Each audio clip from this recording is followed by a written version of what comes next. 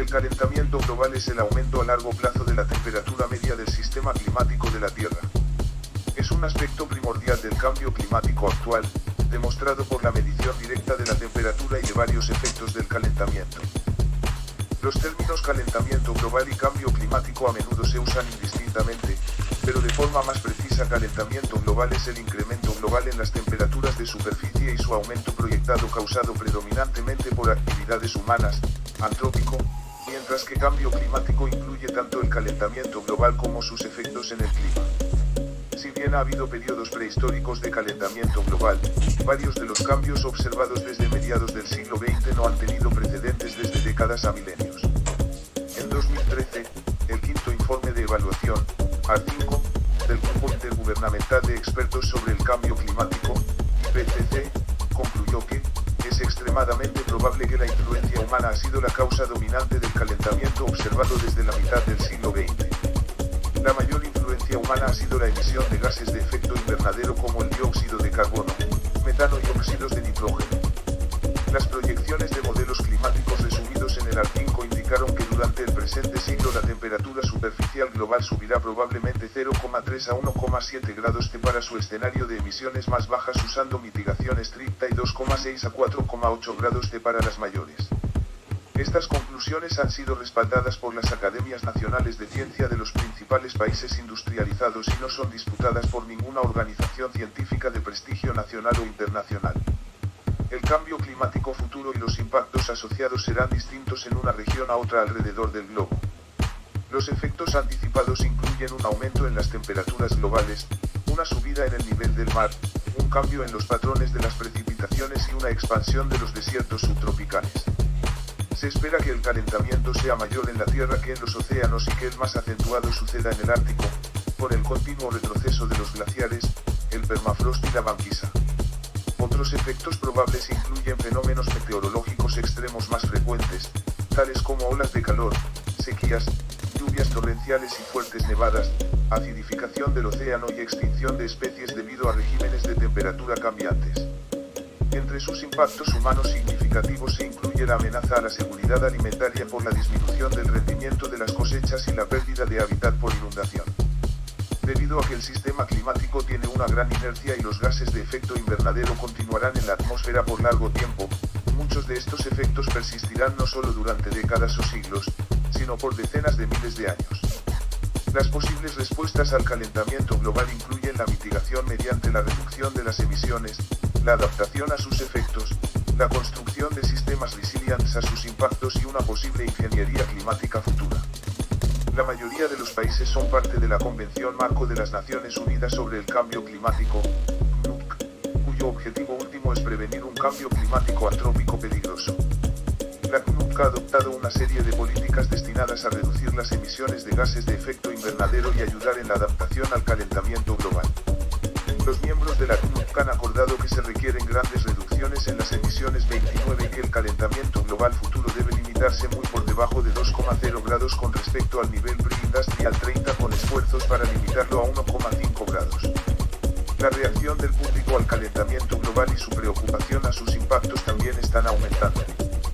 Un informe global de 2015 por Pew Research Center halló que una media de 54% lo considera un problema muy serio. Existen diferencias regionales significativas, con los estadounidenses y chinos, cuyas economías son responsables por las mayores emisiones anuales de CO2, entre los menos preocupados. El registro de temperaturas muestra las fluctuaciones de la temperatura de la atmósfera y de los océanos a través de varios tramos de tiempo. La información más detallada existente comienza en 1850, cuando empiezan los registros metódicos de termometría. Existen numerosas estimaciones de temperaturas desde finales de la glaciación del Pleistoceno, particularmente durante la época del Holoceno, y periodos más antiguos son estudiados por la paleoclimatología. Los cambios de temperatura varían a lo largo del mundo, pero desde 1880, la temperatura promedio de la superficie de la Tierra ha aumentado alrededor de 0,8 grados C34. La velocidad de calentamiento casi se duplicó en la segunda mitad de dicho periodo, 0,13 más menos 0,03 grados por década, versus 0,07 más menos 0,02 grados por década. El efecto isla de calor es muy pequeño, estimado en menos de 0,002 grados de calentamiento por década desde 1900. Desde 1979 y según las mediciones de temperatura por satélite, las temperaturas en la troposfera inferior se han incrementado entre 0,13 y 0,22 grados por década. Los praxis climáticos demuestran que la temperatura se ha mantenido relativamente estable durante 1000 o 2000 años hasta 1850, con fluctuaciones que varían regionalmente tales como el periodo cálido medieval y la pequeña edad de hielo. El calentamiento que se evidencia en los registros de temperatura instrumental es coherente con una amplia gama de observaciones, de acuerdo con lo documentado por muchos equipos científicos independientes.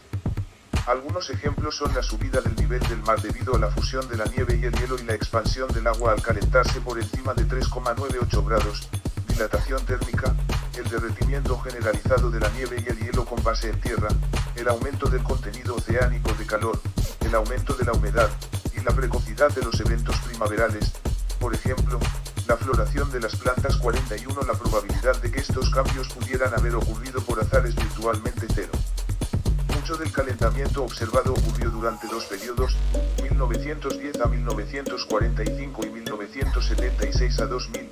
La zona de enfriamiento de 1945 a 1976 ha sido mayormente atribuida al aerosol de sulfato. Sin embargo, un estudio en 2008 sugirió que la caída de temperatura de cerca de 0,3 grados en 1945 se podría deber al aparente resultado de sesgos instrumentales no corregidos en la temperatura del mar.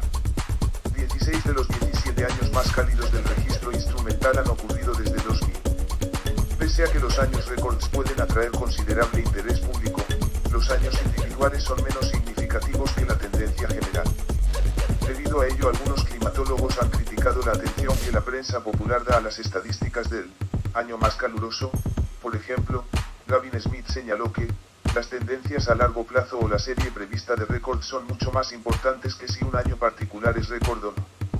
Desde 1979, las temperaturas en tierra han aumentado casi el doble de rápido que las temperaturas oceánicas, 0,25 grados por década frente a 0,13 grados por década. Las temperaturas del océano aumentan más lentamente que las terrestres debido a la mayor capacidad calórica efectiva de los océanos y porque estos pierden más calor por evaporación. Desde el comienzo de la industrialización, la diferencia térmica entre los hemisferios se ha incrementado debido al derretimiento de la banquisa y la nieve en el Polo Norte. Las temperaturas medias del Ártico se han incrementado a casi el doble de la velocidad del resto del mundo en los últimos 100 años, sin embargo las temperaturas árticas además son muy variables. A pesar de que en el hemisferio norte se emiten más gases de efecto invernadero que en el hemisferio sur, esto no contribuye a la diferencia en el calentamiento debido a que los principales gases de efecto invernadero persisten el tiempo suficiente para mezclarse entre ambas mitades del planeta. La inercia térmica de los océanos y las respuestas lentas de otros efectos indirectos implican que el clima puede tardar siglos o más para modificarse a los cambios forzados.